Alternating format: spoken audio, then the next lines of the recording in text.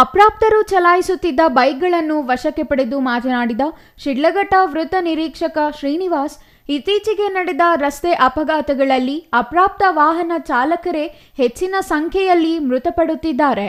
ವಾಹನ ಕಾಯ್ದೆಯಂತೆ 18 ವರ್ಷ ವಯಸ್ಸಿನೊಳಗಿನವರು ವಾಹನ ಚಲಾಯಿಸುವುದು ಹಾಗೂ ಅಪ್ರಾಪ್ತರಿಗೆ ವಾಹನ ನೀಡುವುದು ಅಪರಾಧ.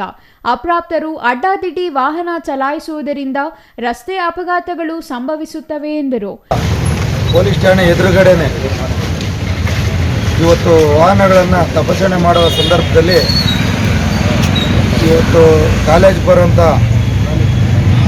ವಯಸ್ಸಾದ ಚಿಕ್ಕದಾದಂಥ ಮಕ್ಕಳು ಮತ್ತು ಮೊಬೈಲ್ ಯೂಸಿಂಗ್ ಮಾಡ್ಕೊಬರೋದು ಇದೆಲ್ಲ ನಾವು ಪರಿವೀಕ್ಷಣೆ ಮಾಡಿದಾಗ ಸುಮಾರು ಜನ ನಾವು ಈ ಹಿಂದೆ ಕೂಡ ಆಟೋ ರಿಕ್ಷಾಗಳ ಹತ್ರ ಮತ್ತು ಕಾನೂನು ಅರಿವು ಮೂಡಿಸಿದ್ರು ಕೂಡ ಅವರು ಯಥಾ ಪ್ರಕಾರ ಸಾರ್ವಜನಿಕ ರಸ್ತೆಗಳಲ್ಲಿ ಚಿಕ್ಕ ಮಕ್ಕಳು ಓಡಿಸ್ಕೊಂಬರೋದು, ಅವ್ರಿಗೆ DL ಇರೋದಿಲ್ಲ, ಇನ್ಶೂರೆನ್ಸ್ ಇರೋದಿಲ್ಲ, ಏನು ಇರುತ್ತೆ, ತಾಯಿ ತಂದೆಗಳು ಕೂಡ ಅವ್ರಿಗೆ ಅರಿವಿಲ್ಲದೆ ಗಾಡಿಗಳನ್ನು ಕೊಟ್ಟು ಇವತ್ತು ಸಂಚಾರಕ್ಕೆ ಅಡ್ಡಿಪಡಿಸೋದಲ್ಲದೆ ಮತ್ತು ಅವರಿಗೆ ಕಾನೂನು ಅರಿವಿಲ್ಲದೆ ಇವತ್ತು ಒಂದು ಗಾಡಿಗಳನ್ನು ಸವಾರಿ ಮಾಡ್ಕೊಂಡು ಹೋಗ್ತಾ ಇರೋ ಒಂದು ಸಂದರ್ಭದಲ್ಲಿ ಇವತ್ತು ನಾವು ನಗರ ಠಾಣೆಯಲ್ಲಿ ಸಬ್ ಇನ್ಸ್ಪೆಕ್ಟ್ರು ನಾವು ಮತ್ತು ಸಿಬ್ಬಂದಿಗಳು ಸಂಚಾರಿ ತಪಾಸಣೆ ಮಾಡಿದಾಗ ಸುಮಾರು ವೆಹಿಕಲ್ಗಳಲ್ಲಿ DLಗಳಿಲ್ಲದೆ ಸಂಚಾರನೆ ನಡೆಸ್ತಾ ಇದ್ದಾರೆ.